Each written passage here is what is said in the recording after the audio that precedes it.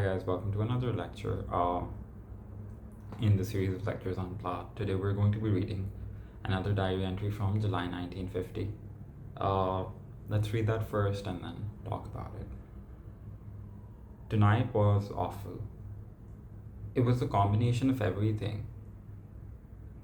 Of the play, goodbye my fancy, of wanting, in a juvenile way, to be like the heroine, a reporter in the trenches, to be loved by a man who admired me, who understood me as much as I understood myself. And then there was Jack, who tried so hard to be nice, who was hurt when I said all he wanted to do was to make out. There was the dinner at the country club, the affluence of money everywhere, and then there was the record, the one so good for dancing. I forgot that it was the one until Louis Armstrong began to sing in a voice husky with regret. I've flown around the world in planes, settled revolutions in Spain, the North Pole I have chartered. Still, I can't get started with you, Jack said. Ever heard it before? So I smiled. Oh, yes. It was Bob that settled things for me. A crazy record, and it was our long talks, his listening and understanding. And I knew I loved him. In the previous lecture, I was mentioning that, she wore her heart on the sleeve.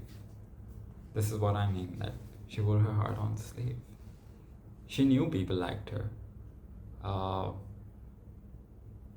Lots of people liked her, admired her, were crazy after her.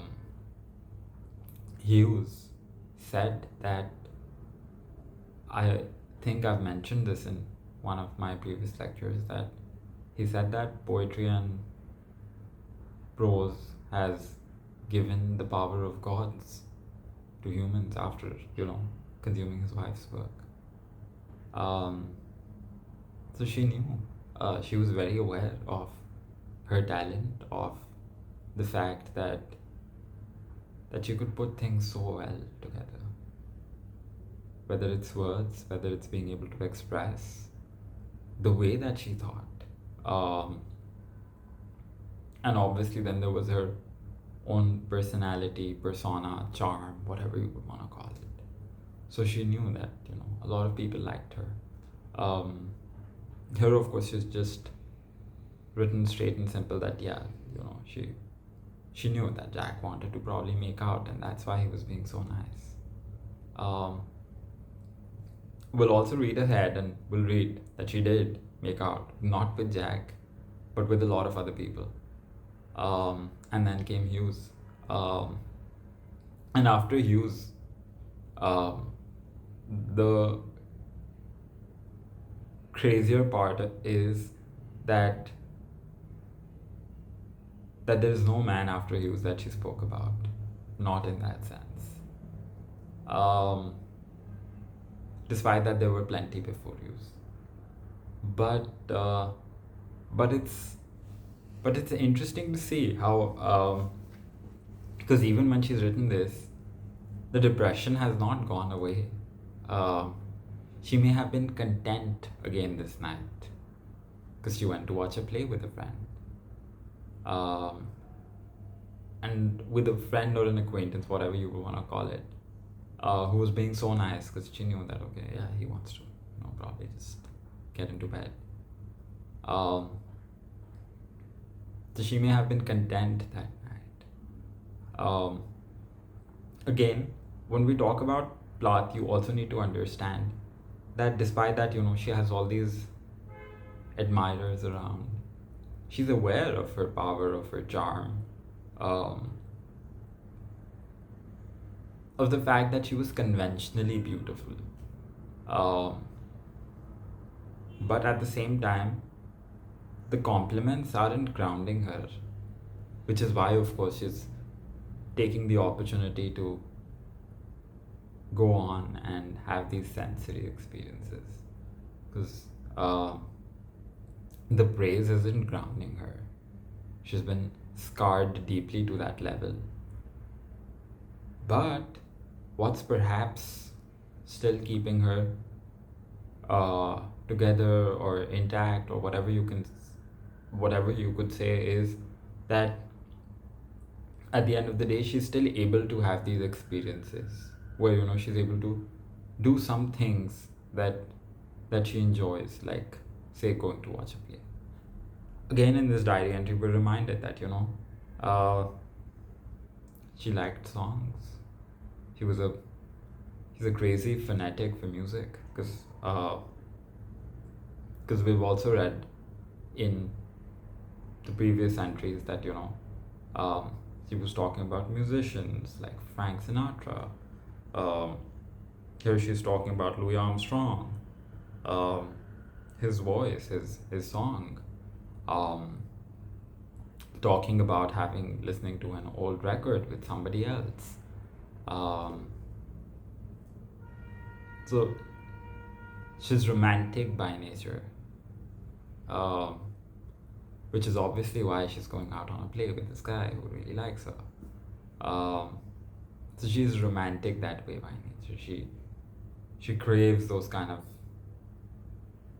experiences, emotional intimacy. Because in the entry we read previously, where a sexual desire of hers has been published publicly, we still do get an idea that she has those quirks. When you think of a person like that, when you think of someone who's that depressed, perhaps, whatever, I think they may have shoved it all away. The reality is that it's not shoved away. Those are still things that perhaps bring her some peace, make her feel some sense of contentment. And there's a lot to think in this. There's a lot to think in this, even in terms of the way that we look at people around us. Because again, I'm saying you will only understand her work, her personality, if you start looking for what she's written in the everyday people that we meet. There are lots of people around us who cannot be happy but only content. And it's not because they're ungrateful. It's not because they're not counting their blessings, but there are different reasons behind it. It's a very common thing in our society to be like, but you're not counting your blessings, and that's why, or you're not looking at things from the other perspective. But the reality is that this is the reality. This is 76 years ago, guys. We're still stuck in that, which is sad. We'll continue reading in the next lecture. Right now, I guess let's just read a few more diary entries, and then we'll have another overall thematic discussion. This course is more of I guess, I don't know how will this course turn out to be. Part of me is a bit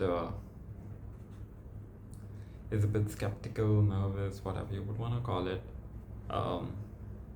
But yeah, let's see how it goes. And if you guys like this video, don't forget to give me a thumbs up, as well as subscribe to the channel. Press the bell icon to stay updated for whenever a new video drops in.